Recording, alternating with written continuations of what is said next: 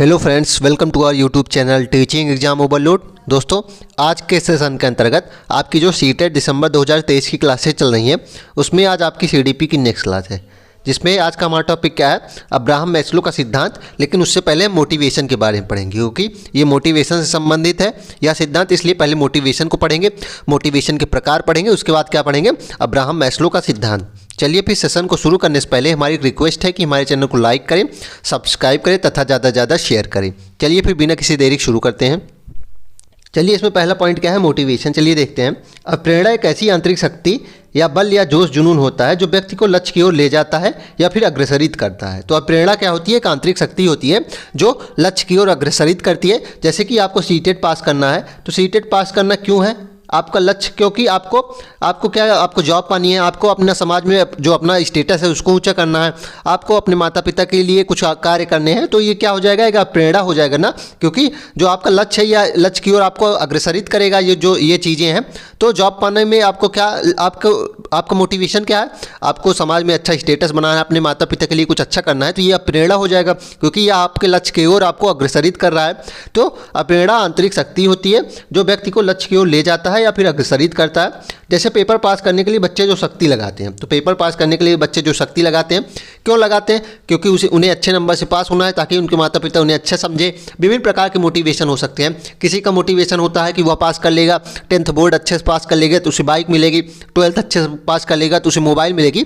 तो विभिन्न प्रकार के मोटिवेशन होते हैं जो लक्ष्य की ओर बढ़ाते हैं उनको, तो वो क्या कहलाते हैं, मोटिवेशन कहलाते हैं। आगे देखते हैं।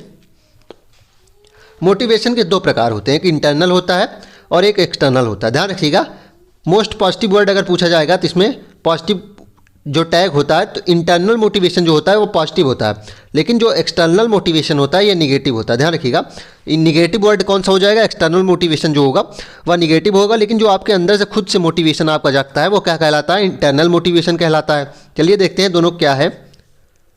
इंटरनल मोटिवेशन, जब कोई व्यक्ति किसी काम को करने के लिए आंतरिक रूप से प्रेरित होता है तो वह आंतरिक प्रेरणा कहलाती है। जैसे अगर कोई अपनी मर्जी से टीचर बनना चाहता है तो आंतरिक रूप से प्रेरित होगा। मतलब इंटरनल मोटिवेशन क्या होता है कि आपकी कोई दूसरा व्यक्ति प्रेरित नहीं करेगा, आप खुद से मोटिवेटेड हैं। जैसे कि मान लीजिए आपको टीचर की जॉब पानी है, तो क्यों पानी है, क्योंकि आप माता पिता के लिए अपने कुछ करना चाहते हैं। तो आपको कोई बाहर से मोटिवेट नहीं कर रहा है, आप खुद से मोटिवेटेड हैं कि मुझे टीचर की जॉब पानी है, उसके बाद मुझे अपने माता पिता के लिए कुछ करना है, उनके लिए भी कुछ आराम देना है, अपना समाज में कुछ अच्छा व्यवहार बनाना है, अच्छा स्टेटस बनाना है। तो ये क्या है, इंटरनल मोटिवेशन है, क्योंकि इसमें आपको कोई मोटिवेट नहीं कर रहा है, आप आंतरिक रूप से खुद मोटिवेटेड हैं। तो ये क्या है, इंटरनल मोटिवेशन है और ये पॉजिटिव टैग हो जाएगा, ये पॉजिटिव वर्ड हो जाएगा।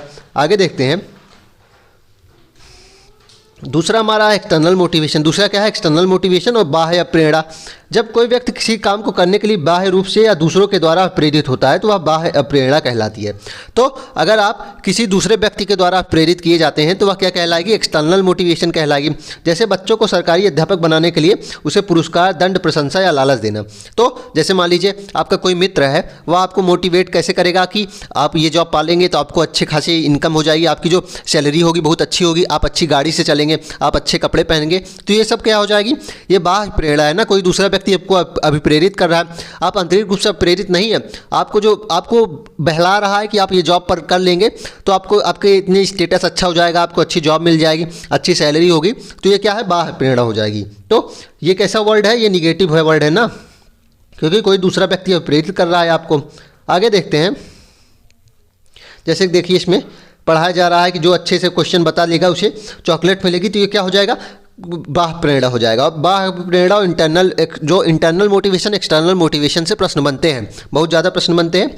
तो इसमें जो एक्सटर्नल मोटिवेशन होता है वह निगेटिव वर्ड होता है। अगर प्रश्न में निगेटिव पूछा गया होगा तो एक्सटर्नल मोटिवेशन आंसर हो जाएगा, क्योंकि इसमें क्या है, जैसे फिगर में दिखाया जा रहा है कि इसमें बच्चों से कुछ क्वेश्चन पूछा जा रहा है, अगर वो इनका नाम बता देगा तो उसको चॉकलेट मिलेगी। तो ये क्या है, एक्सटर्नल मोटिवेशन का एग्जाम्पल है। आगे देखते हैं। अब हमारी जो सेकंड आज का टॉपिक है, अभिप्रेरणा का सिद्धांत, मैस्लो हायरार्की नीड्स थ्योरी या फिर मैस्लो का आवश्यकता पदानुक्रम और सेल्फ एक्चुअलाइजेशन थ्योरी या फिर आत्मसिद्धि का सिद्धांत। तो मैस्लो की जो थ्योरी है, विभिन्न नाम है, मैस्लो का आवश्यकता पदानुक्रम सिद्धांत और आत्मसिद्धि का सिद्धांत इंपॉर्टेंट है। इस सिद्धांत के प्रतिपादक अब्राहम एच मैस्लो 1968 to 70 में दिए थे। तो इस थ्योरी के प्रतिपादक कौन है, अब्राहम मैस्लो। चलिए देखते हैं। इन्होंने बताया कि व्यक्ति की 5 तरह की आवश्यकताएं होती हैं और उन सभी आवश्यकताओं को एक क्रम में व्यक्ति पूरा करता है। ध्यान रखिएगा, इन्होंने क्या बताया कि व्यक्ति की 5 आवश्यकताएं होती हैं, 5 प्रकार की आवश्यकताएं होती हैं। उन पांचों आवश्यकताओं को व्यक्ति क्रम से पूरा करता है। जैसे कि पहली व्यक्ति की दैहिक आवश्यकता होती है। दैहिक आवश्यकता मतलब उसके जो भोजन होता है, उसको विभिन्न चीज़ें जो शरीर से संबंधित होती हैं, जो भूख प्यास सेक्स और विभिन्न चीज़ें होती हैं, सांस लेना, ये सब दैहिक आवश्यकता होती हैं। उसके बाद जब यह पूरा कर लेगा तो उसे सुरक्षा की मांग होगी। सुरक्षा की मांग क्या? वह अपने लिए घर बनाना चाहेगा, अपनी प्रॉपर्टी लेना चाहेगा, अपने आप को सुरक्षित रखना चाहेगा, अपने लिए जॉब पाना चाहेगा। फिर वह आत्मीयता का उसे आवश्यकता हो जाएगी। आत्मीयता की आवश्यकता क्या हो जाएगी? फिर वह दूसरों को पसंद करना चाहेगा और वह यह भी चाहेगा कि उसे दूसरे लोग भी पसंद करें, मतलब वह दोस्त बनाना चाहेगा। और शादी विवाह के जो संबंधित जो होते हैं सारे फैसले इस आवश्यकता तीसरे स्टेप में होते हैं। फिर उसे सम्मान की आवश्यकता होगी। वह यह चाहेगा कि उसे लोग सम्मानित करें, उसे लोग सम्मान की नज़र से देखें। और पांचवें जो स्टेप होता है, आत्मसिद्धि की आवश्यकता होती है। यह क्या होती है? इस स्टेप तक बहुत कम ही व्यक्ति पहुंच पाते हैं, क्योंकि इसमें व्यक्ति क्या सोचता है? वह व्यक्ति अपने लिए नहीं दूसरों के लिए सोचता है। जैसे कि भगत सिंह थे, वह अपने लिए नहीं सोचता, वह दूसरों के लिए सोचता है। तो आत्मसिद्धि का जो आवश्यकता होती है, इसमें व्यक्ति बहुत कम ही तक पहुंच पाते हैं, सिर्फ इन्हीं 4 लेवल तक पहुंच पाते हैं। चलिए इसको फिगर से देख लेते हैं। पहला हमारा क्या है? शारीरिक ज़रूरत, जैसे भूख प्यास सोना और सेक्स आदि जो हमारी शारीरिक ज़रूरतें होती हैं, पहले हम इसे पूरा करना चाहेंगे। अगर आप मान लीजिए कोई गरीब व्यक्ति है, अगर आप उसे मान लीजिए 1 लाख रुपए दे देंगे तो वह पहले सुरक्षा की ज़रूरत उसे नहीं महसूस होगी। वह अगर मान लीजिए गरीब व्यक्ति है, भूखा प्यासा व्यक्ति है, तो उसे सबसे पहले क्या आवश्यक उसे होगा? भूख, क्योंकि उसे शारीरिक ज़रूरत सबसे पहले चाहिए। उसे अपनी भूख मिटाएगा, वह अपनी प्यास मिटाएगा। उसके बाद जब यह शारीरिक ज़रूरतें पूरी हो जाएंगी, फिर उसे सुरक्षा की ज़रूरत होगी, मतलब शारीरिक ज़रूरत जो होंगी विभिन्न। उसके बाद नौकरी चाहिए, संसाधन, विभिन्न चीज़ें चाहिए ताकि वह अपने आप को सुरक्षित समझे। स्वास्थ्य उसका अच्छा होना चाहिए, प्रॉपर्टी। तो अपने सुरक्षा की, अपनी शारीरिक जो सुरक्षा होती है उसकी ज़रूरत उसे महसूस हो जाएगी। उसके बाद क्या होगा? तीसरा हो गया।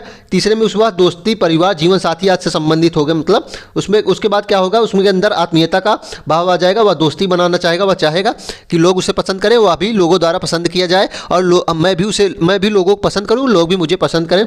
दोस्ती परिवार जीवन साथी मतलब शादी विवाह के जो संबंधित होते हैं, वह आत्मीयता या फिर आत्मीयता का संबंध होता है।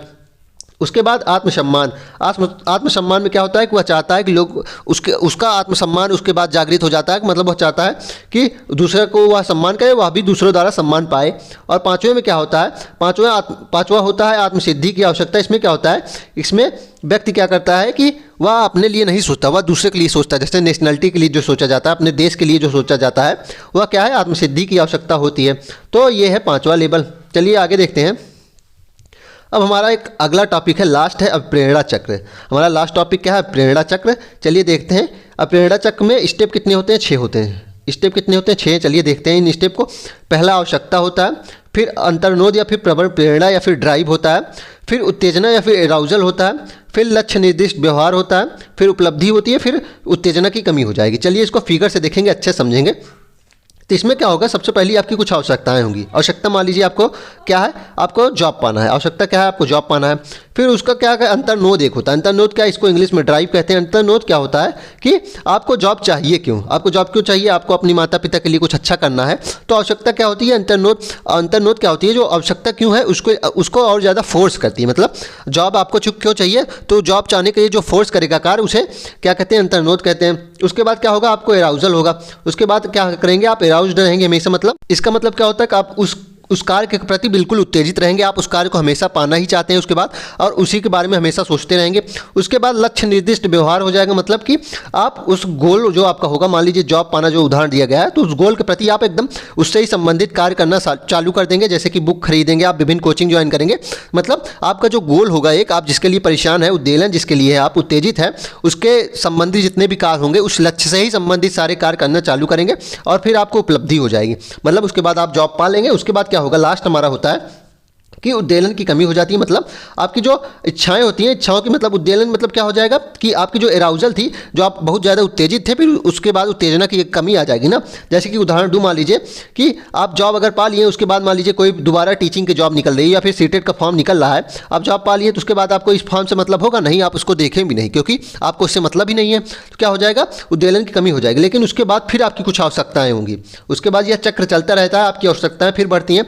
फिर उसके बाद क्या होगा? मान लीजिए आप कुछ और अच्छी जॉब पाना चाहते हैं, या फिर आप शादी करना चाहते हैं, तो विभिन्न चीज़ें होती हैं।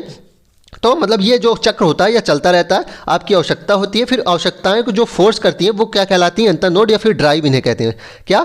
ड्राइव कहते हैं। जैसे कि मैंने बताया, जैसे मान लीजिए आपको भूख लगी है, तो भूख क्यों लगी है? क्योंकि आपको खाना नहीं मिलता है। मान लीजिए आपको क्या चाहिए? खाना चाहिए, खाना अच्छा चाहिए। तो क्यों चाहिए? क्योंकि आपको भोजन अच्छे से नहीं मिलता है। फिर आप उसके प्रति एकदम बहुत ज़्यादा उत्तेजित रहेंगे, आप हमेशा उसी के प्रति सोचते रहेंगे, उत्तेजित रहेंगे। फिर आप उससे संबंधित व्यवहार करने लगेंगे, लक्ष्य निर्दिष्ट व्यवहार, मतलब आपका जो गोल होगा उसी से संबंधित व्यवहार करेंगे और फिर लास्ट में आपको उपलब्धि मिल ही जाएगी। फिर आपके क्या होगा? एराउजल, जो आप उत्तेजित थे, उसकी कमी हो जाएगी। चलिए फिर इसी के साथ आज के सेशन को हम समाप्त करते हैं। आशा करता हूं कि आपको यह सेशन पसंद आया होगा।